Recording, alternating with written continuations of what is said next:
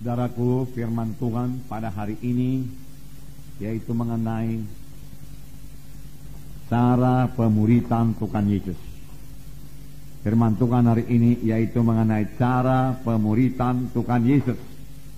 Bagaimana Tuhan Yesus memuridkan. Kita akan melihat bagaimana Tuhan Yesus memuridkan murid-muridnya. Dia begitu dekat dengan murid-murid. Dia banyak bersama-sama dengan murid-murid. Dan dia mengerjakan pelayanan, kemudian dia menerangkan apa yang dia kerjakan tersebut kepada murid-muridnya. Memang pemberitaan Injil kita itu harus dengan kuasa dan tanda ajaib, tetapi juga, saudaraku, Tuhan Yesus menyuruh kita untuk menjadikan sekalian bangsa muridnya. Sekalian bangsa muridnya. Tentunya kita mulai daripada bangsa kita lebih dahulu, bangsa Indonesia ini. Kita Injil dan kemudian kita muridkan. Itu adalah kehendak Tuhan. Nah, saudara, kita mengetahui bahwa orang Kristen yang mula-mula disebut Kristen ialah anak-anak Tuhan ataupun murid-murid Tuhan di Antioquia. Firman Tuhan berkata dalam Kisah 11, di Antioquia lah mereka untuk pertama kalinya disebut orang-orang Kristen. Mengapa? Karena kehidupan mereka telah berubah. Mengapa? Karena mereka telah menjadi murid-murid Yesus. Karena Paulus telah mengajari mereka, saudaraku, hidup mereka berubah. Roh Kudus juga mengubahkan mereka. Dan orang-orang melihat bahwasanya mereka hidup sama seperti Yesus hidup. Lalu orang berkata, itulah dia Kristus kecil. Lalu nama Kristus itu menjadi Kristen. Jadi, saudaraku, jadikanlah sekalian bangsa muridku, firman Tuhan berkata. Cara Tuhan memuridkan, saudaraku, murid-muridnya bukan dengan cara mengajar saja. Bukan dengan cara sebagai seorang guru dalam satu kelas mengajar murid-muridnya, tidak, saudaraku. Lain sekali. Kita melihat, saudaraku, bahwasanya Tuhan Yesus bersama-sama dengan murid-muridnya. Mereka intim, murid-muridnya intim dengan dia. Mereka melayani bersama-sama. Yesus mengerjakan mujizat, saudaraku. Yesus memberitakan Injil. Yesus mengajar dengan perumpamaan. Tetapi kemudian ketika dia bersama-sama dengan murid-murid dan murid-murid bertanya tentang perumpamaan yang diajarkan Tuhan Yesus, tentang pekerjaan pelayan yang dilakukan oleh Tuhan Yesus, Tuhan Yesus menerangkannya kepada murid-muridnya. Kisah 1 ayat 1 berkata, Lukas menuliskan segala sesuatu yang dikerjakan Yesus dan diajarkan oleh Tuhan Yesus. Segala sesuatu yang dikerjakan oleh Tuhan Yesus dan diajarkan oleh Tuhan Yesus. Itulah isinya, saudaraku, Kisah Rasul. Itulah segala sesuatu yang dikerjakan Yesus dan juga, saudaraku, diajarkan oleh Tuhan Yesus. Murid-murid yang dipilih oleh Tuhan Yesus, saudaraku, bukanlah orang-orang yang terkemuka, terpelajar, saudara, tetapi orang-orang biasa saja. Tetapi mereka berubah. Dan, saudaraku, pemberitaan mereka sangat berhasil dan sangat berkuasa. Lain mereka sangat berhasil dan sangat berkuasa.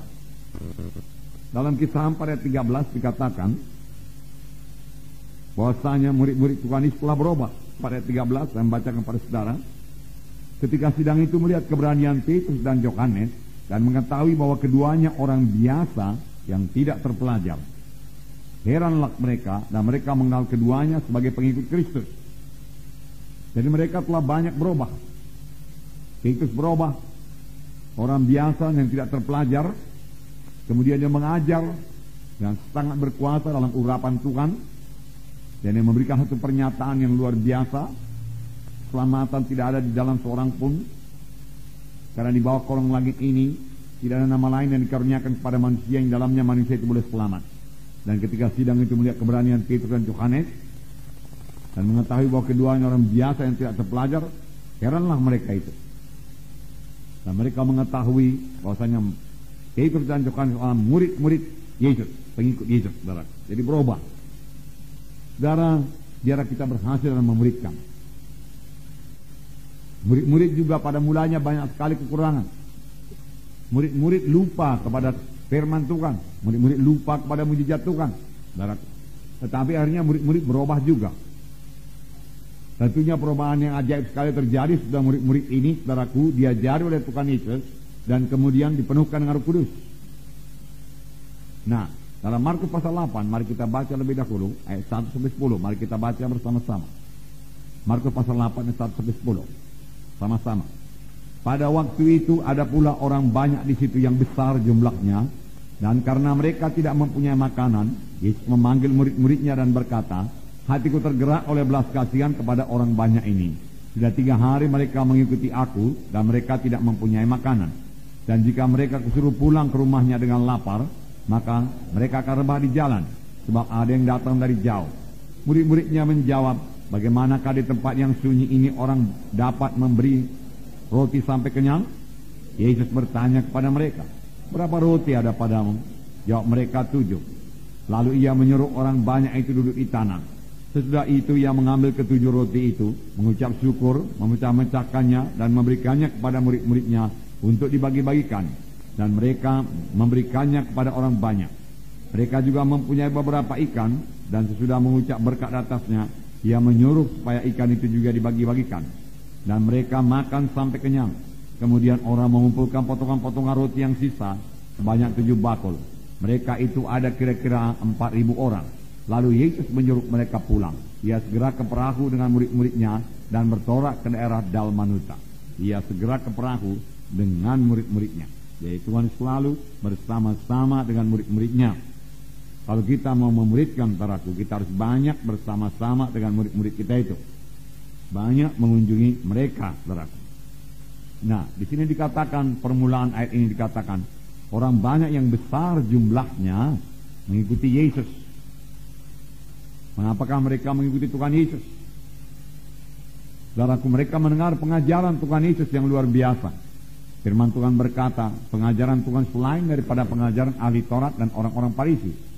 Mengapa? Karena Tuhan mengajar seperti orang yang berkuasa. Karena Tuhan mengajar dengan kuasa. Dari mana datangnya kuasa Tuhan Yesus? Lukas 4 berkata, roh Tuhan ada padaku, ia mengurapi aku untuk memberitakan kabar baik kepada orang miskin, pembebasan pada orang tertawan, kelepasan pada orang terikat, ya? Dan memberitakan tahu rahmat Tuhan telah datang. Jadi dengan apakah Tuhan melayani, saudaraku? Dengan urapan Roh Kudus. Roh Kudus yang sama mengurapi kita sekarang. Amin, saudara. Jadi kita bisa melayani dengan urapan Roh Kudus.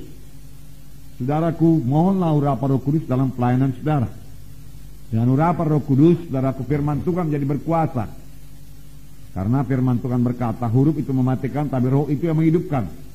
Tanpa urapan Roh Kudus, firman Tuhan yang kita bawa beritakan mati saja. Sesuatu yang mati tidak akan bawa kehidupan. Tetapi firman Tuhan yang hidup dan berkuasa karena urapan Roh Kudus, saudaraku, akan membawa jiwa-jiwa kepada keselamatan. Jadi pemberitaan kita, saudara, harus disertai dengan urapan Roh Kudus.